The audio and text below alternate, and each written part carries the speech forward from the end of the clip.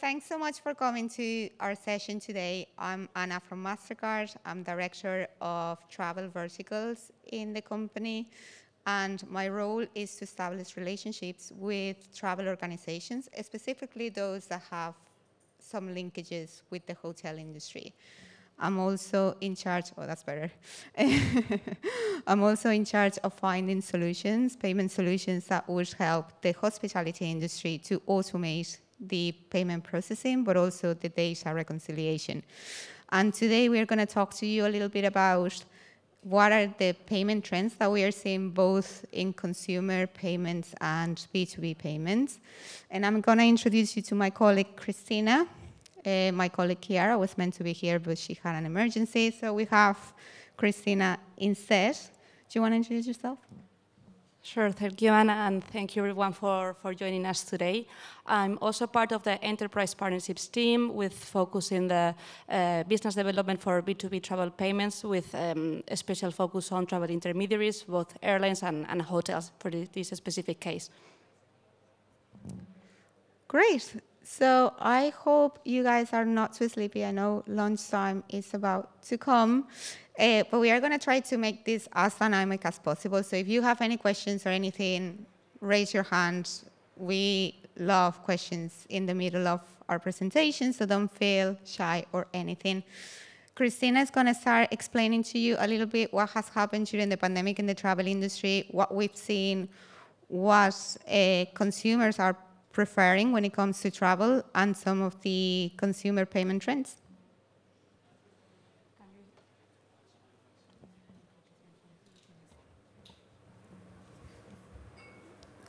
Yeah. Good. So as Anna was saying, we will start with consumer trends that we are seeing in the payment industry and very related to how we are seeing the recovery of the pandemic.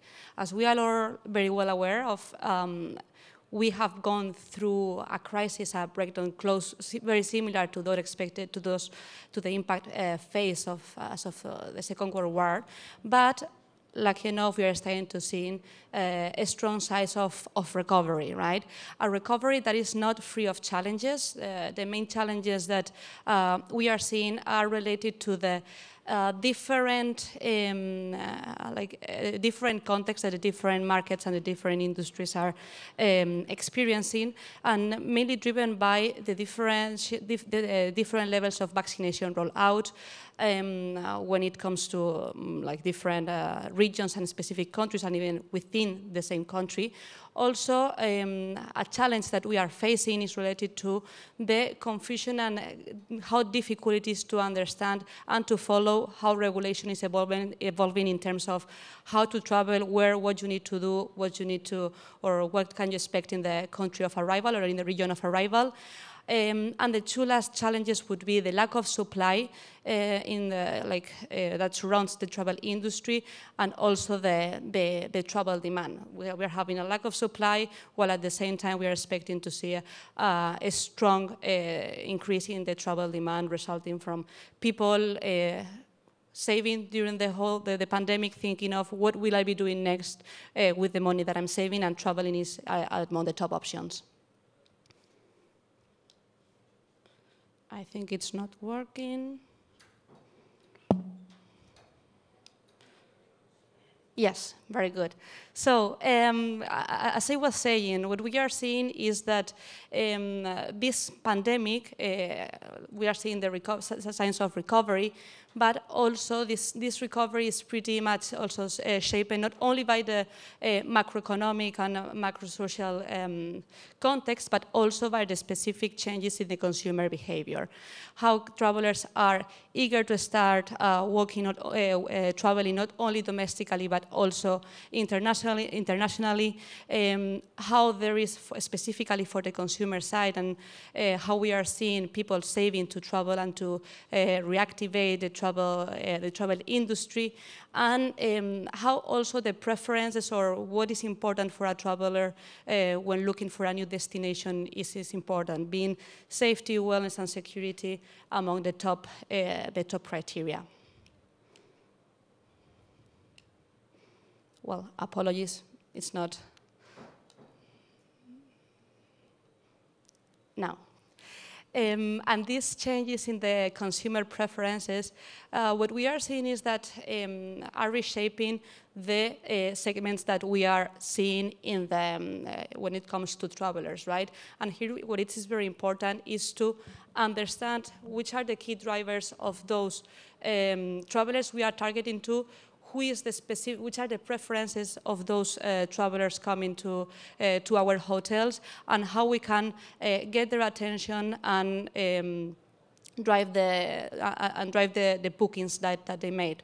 We have to keep in also or be aware of the fact that usually what we call budget deal seekers and what we call escapists and rejuvenators are the ones that are mainly driving the recovery of in terms of bookings, while the luxury aficionados are not that much into or are into traveling that more, but in more special occasions. But what is common to all this segment is what is driving and what is important to them when it comes to traveling, and to make a decision of where to go, how to go, and what to do in those destinations, and how to do the things in those destinations. And in this sense, digitalization, well-being, safety, as I was introducing before, and convenience are the main drivers that need to be taken into consideration regardless of what is the segment that our target customers belong to.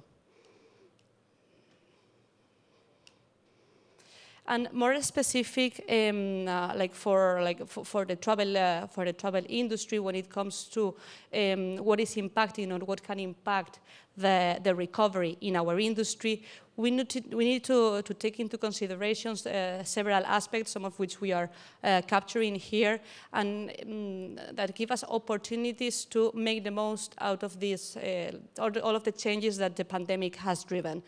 I would like to highlight especially how the loyalty programs that we have or we were used to no longer apply, and how we are facing an opportunity to reshape them and make them the most attractive and differential for our travelers and for our target segment. And also a concept that we were introducing before, the revenge and spend rise that we are seeing in the customers, and how people is really eager to reactivate travel and has been having this idea of going to travel again, visiting new destinations, and go out of their houses during the pandemic. So here, this is an aspect that we need to consider when it comes to recovery. So as a recap, when it comes to general consumer preferences and not that much related to payments, we can say how relevant is the understanding the segments of our of the customers that we are targeting to, how to address and define a customer journey for our customers that takes into consideration the key drivers or the key attributes that they are expecting for a travel experience. So as we were saying before, digitalization, security, wellness, and convenience. And also, this is a good opportunity for the hotel industry to position and highlight in the values that that go along with the brand, to highlight those elements. And when it comes to specifically to payments, what we have been seeing in MasterCard is how COVID has brought to the industry changes that usually take place in 5 years. What we are seeing is that it has happened in 1 year, driven by the industry and very importantly by the consumer demand, what they expect, and those are so that we can meet the consumer preferences.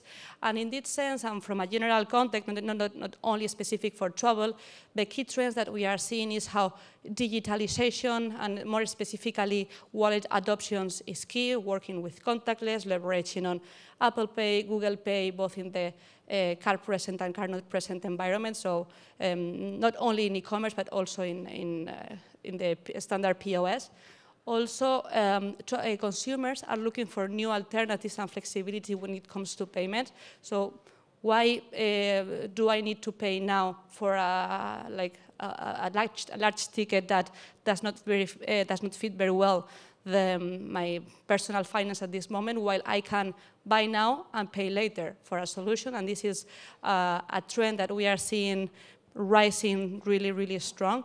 And also on the surge of cryptocurrencies, which are not yet so that extended when it comes to day-to-day payments, but that normalcy around cryptocurrencies is becoming somehow like a trend that we are seeing, with different impact in different regions, but a trend so far. And more specifically to travel, we have been seeing changes compared to pre-COVID and post-COVID consumer and traveler preferences. And in this case, what consumers are saying is that when they are traveling, they are looking for touchless experience, very linked this to the security importance that we were highlighting before. Also digitalization that comes very hand in hand with being also touchless, and security. The consumer, the traveler, when he's traveling, wants to feel safe and protected when they are making payments in the destinations. And just to close the consumer payment section, we are bringing here some statistics that are somehow explaining how are putting numbers to these changes in the consumer behavior that we are seeing specifically for payments and within travel, right? What we are like some numbers, or a message that I would like you to keep in mind is that we are seeing that payments are starting to become a differentiating element when a traveler is making a decision of where to travel and with who to travel and where to stay. This in the past was not so much like a trend, but we are seeing that the payment method available for consumers can really determine whether a purchase or a booking is taking place or not. For instance, one out of 10 travelers are just leaving the purchase they are doing when traveling because contactless solutions were not available. And specifically for the UK, 79% of the UK travelers are considering the ease of pay like a very important factor when it comes to traveling, something that in the past we were not seeing. So the idea that I would like to leave for your thoughts is how we can reshape the payment alternatives available for the consumer, for the consumers and travelers, how we can reshape the payment alternatives to differentiate the position in the hotel industry and to make it attractive and address the consumer needs. And now Anna will guide you through the second part of the presentation that is focusing rather than on the consumer side, on the B2B payment side. Thank you. So, as you can see, payments is a very important element.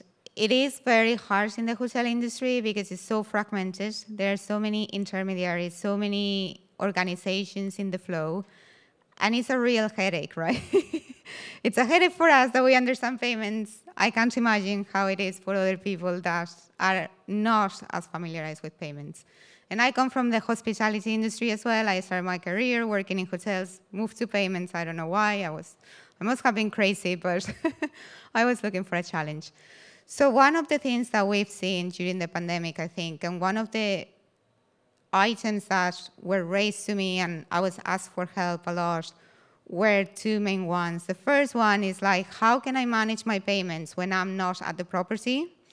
How can I reduce the risk of not being paid? And this came from the hotel side, but also like, how can I maximize my network, right? Because it is true and it's great that with the pandemic, there was more tendency from the travelers to go into booking the hotel directly. And I believe the last numbers that I've seen, which belong to 2020, 6% more people move to the direct channel as opposed to go through the indirect channel, which is, all the travel agencies, tour operators, and things like that. So people do trust hotels, and people do like the experience with the hotels. But one of the reasons why many travelers go to the OTAs and other travel agencies is because they have their preferred payment method. And that's hard in the hotel industry to adopt because you have Alipay, WeChat, PayPal, buy now, pay later. There's so much going on, and there are many, many, many new payment methods coming up every day, especially since the pandemic started. So I just wanted to kind of walk you through a little bit about B2B payments. And for us, B2B payments there are two aspects to it. One is travel agencies paying suppliers, so hotels, airlines, etc. But also it's hotels paying their suppliers, which is, another angle to it. So this is not a sales presentation, but I just wanted to show you more or less how many solutions are for B2B in MasterCard. So there are loads. And it's great, but not all of them will fit the hotel industry. So two solutions that are particularly used. Well, one of them is particularly used, which is virtual cards. And the other one is a new one that is coming up, and maybe you have heard about it, maybe not. It's called straight-through processing, which is kind of going to change very much the way payments are done in the indirect sales. So this is just a little bit what I was talking about, just how, partnerships are important to drive consumers into your properties. Travel organizations, address shifts in the consumer behavior very rapidly. They provide, personal experiences, and they are also good at accommodating last-minute reservations. This is a little bit kind of summarizing what Christina was just saying before, for the travelers, hygiene has become very important. The consumer needs has shifted. There is also a change in the profitability and the payment protection, But one thing that has become more and more prominent is the collaboration between all the partners in the travel industry to go through COVID and to come out stronger out of the pandemic, right? So we've seen many different partnerships being done during the pandemic, and also a lot of opportunities, I must say. So the problem with the hotel industry, or not hotel industry, actually, with travel industry, is that payments were a commodity, right? Payments were like, oh, well, I need to have a payment, a POS in my reception because I need to take payments. There's no option. I cannot decide whether to have it or not because people are not always going to pay with cash. So payments have been the way they have been for many, many years. We've used them, we've got used to them, and we haven't thought about them. And with that, and with all the intermediaries that are involved in the hotel industry, it's become a real challenge. So you have payments that lack protection and that leave you exposed to no payments. Reconciliation is a nightmare because one travel agency pays in one way, the traveler pays in another way, the other one pays in another way. So, it's very difficult for the person that is processing the payments either at the back office or at reception, and also for the people that work in accounting. There is a lack of visibility, but also limited cash flow, because sometimes you get paid in 30 days, 40 days even, and your cash is, somewhere in the flow, but it's not in your bank account, and that puts restrictions. There is obviously a high administration burden. You have to have people processing these payments and also making sure that those payments get through. And the settlement periods that we talked about, and also the economics. Sometimes they're very unpredictable, right? So you say, okay, I'm going to process this card, or I'm going to process this bank transfer, but there are always costs involved in each payment method. Sometimes people say to me, oh, Anna, well, bank transfers are free. And I'm like, no, nothing is for free. Those are the things. So I always like to show this slide because it kind of summarizes how the models work for the travel agencies. So you have two models, which we call the agency model and the merchant model. The agency model is when a traveler goes to the travel agency, books a hotel room, gives his card or her card, and then the travel agency passes it on to the hotel. This is great, it's worked well, and it has its benefits, but sometimes there are risks with that. Sometimes the card that was given by the traveler has no funds, or it's a prepaid card, and then they take the funds out, and other things. And then there is the merchant model, which is when the traveler goes to the travel agency, buys a hotel room, the traveler pays directly to the travel agency, and then the travel agency pays the hotel with their own payment method. So now, the importance as well with choosing the agency model or the merchant model is the ability that these models give to the travel agency to improve some of the elements that are around the customer experience and the payment as well. So with the merchant model, and the reason why it's been more and more implemented in the last years is because it gives them flexibility to give a more personalized customer experience by offering them payment methods that otherwise they wouldn't be able, by having a tighter fraud and risk controls. Obviously, it helps with the regulation. We all know about PSD2. We don't want to talk about it. We don't want to hear about it. But it is there, and it's very complicated. And obviously, industry change and competition is always hard to manage. So when you are the merchant of record as an agency, it's always easier to, manage the different variables around payments. So a little bit more about what I was saying before. Being able to talk to your travel agencies and discuss with them what payment methods are to be established between the two parties, I think is key to create strong and firm partnerships between you two. But also, it has to be a payment method that gives you protection to you as well and that works for you from an economic standpoint. So, virtual cards. We all heard how virtual cards are very bad, they're very expensive, and all those things. But virtual cards, we believe, are a great payment method because it not only gives security to the travel agency, but it also gives security to the supplier. Once you receive the virtual card, you have the security that you are going to get paid for that reservation. So it removes the risks of an agency going bankrupt and you not getting paid, or it removes the risks of your payment taking too long to be processed with some bank transfers. So virtual cards are the same as regular cards. It's just that they are in the virtual form. But it also provides a number of controls that can be implemented to just limit the use of the virtual card for the booking that is attached to. So you can put controls on the dates. So the travel agency can make sure that the booking is only processed during the days of the reservation, when the reservation is happening, the amount, the currency, and also the merchant. So they can make sure that this card is just for your hotel. This is just the flow as how it works with the merchant model, but we've explained it a little bit, so I'm just going to go through it.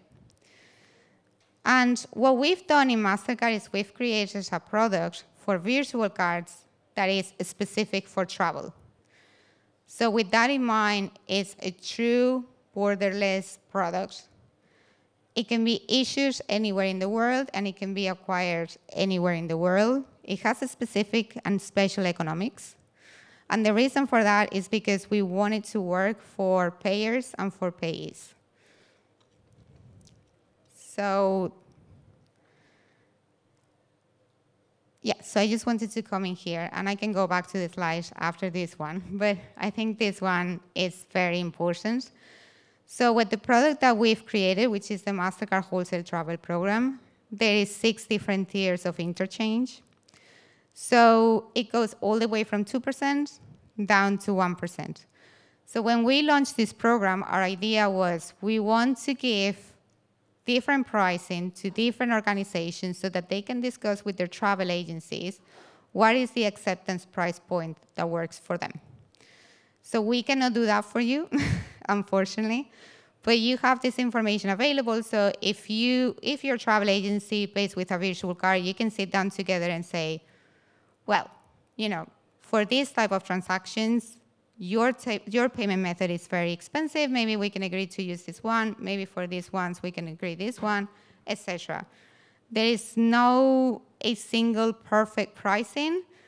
Also, travel agencies acquire a lot of costs with processing the consumer payments. But maybe there is a way to find a pricing that works for both of you or that works for different transactions. So the reason why the virtual cards are very used and very popular is because there is an automated reconciliation. There's no need for administration because the card is produced automatically and delivered automatically. There is always a visibility where the payment is, and you know that once it's processed through the POS, the funds get credited into your account. The settlement periods are very short. It's a payment guarantee. Once you get the card, once you authorize the card, the funds are going to go to your bank account. And obviously for the travel agencies works well because there is a chargeback protection that gives them a little bit peace of mind. And the last thing I wanted to talk to you about is about a solution that it's been talked about a little bit in the last 3 years in the industry, but it's kind of becoming a reality now. And it's called straight-through processing. So we are seeing that there is a lot of pain points in the indirect sales channel and in the payments in the indirect sales channel. Many different payment methods, many different conditions, many different ways of processing them. So it's very difficult, and it creates a lot of pain points for the employees at the hotel. Sometimes the payments fail, sometimes the payments get delayed. There is no visibility. People get frustrated, right? So we've created, in the industry, there is a straight-through processing solution available, which automates the payments from start to end. So in the case of a virtual card, for example, if a travel agency is using a virtual card, the virtual card is generated as it is today, but it's sent directly to the acquirer of the hotel as opposed to go through the different intermediaries and then to the hotel desk. So on the back of it, once the payment is processed, this gets fed into the property management system, so the hotel knows at all times that the payment has been processed and that the funds will be deposited into their bank. So it's something that is very popular. Everyone is kind of looking into it because it removes a lot of the friction and a lot of the declines and a lot of the payment pain points that are happening. Travel agencies continue benefiting from the extended credit line so they can buy more content from the different hotels. And the hotels no longer need to worry about payment methods, payment conditions, or anything else that is related with the payment coming from the indirect sales channel. So that's it. So we wanted to leave a few minutes for questions because we've talked a lot about a lot of topics. We just wanted to give you a snippet on how the payments are going and what are the trends that are happening in both consumer and in the B2B side. So yeah, if you guys have any questions, let me know. Yeah. Problem is, I don't think. Sorry.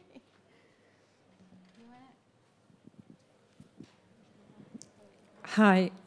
One of the reasons why I don't like virtual cards is late charges, in all sincerity, because virtual cards have a definite amount, and therefore, if we have a guest who stays and he has a card number, then after that he goes to the spa and says, charge to my room, and if it hasn't been picked up that it's a virtual card, effectively, I will never recover this money. Is there something that is coming up with MasterCard for that to be thought after? Because if not, hotels will always face this difficulty. And we can't say to a guest, oh, by the way, you have paid your room, but give me another card because this one, I don't want it. Right. So yeah, so the experience is not ideal because to your point, you have to ask the customer for a second card and they are like, oh my gosh, why do I have to give you a card? Or like what happened to me in France. I went and I thought my hotel room was paid and then the guy was like, hold on, you have to pay for the city taxes. I was like, what's city taxes? Yeah, of course. And so with a straight-through processing, that would be a way to do it because that virtual card that is normally inserted in the property management system won't be. Instead, you will get a notification saying the room has been paid, and then you will have to ask for a card, obviously, from the traveler. But there is also a lot of work going through the travel agencies to inform the travelers that they need to provide a credit card or a debit card at the reception. So there are different ways that we can help you maybe doing this. We have educational campaigns going around with travel agencies and with hotels. So if that's something that you may be interested in exploring, we can maybe look at it and see if maybe the message from the travel agencies can be improved so that the travelers have a better visibility on what they can expect. Or yeah. There is no, even if you pass through the card with the consumer, sometimes there is no guarantee and sometimes you're gonna have to ask for a second card, right? Because maybe that card is not a credit card, so you try to authorize it and it gets declined, or it's a prepaid card and it has no funds. I worked in the hotel industry, I don't know, that was my pain point, for maybe it's different for other properties, each property is different, so yeah.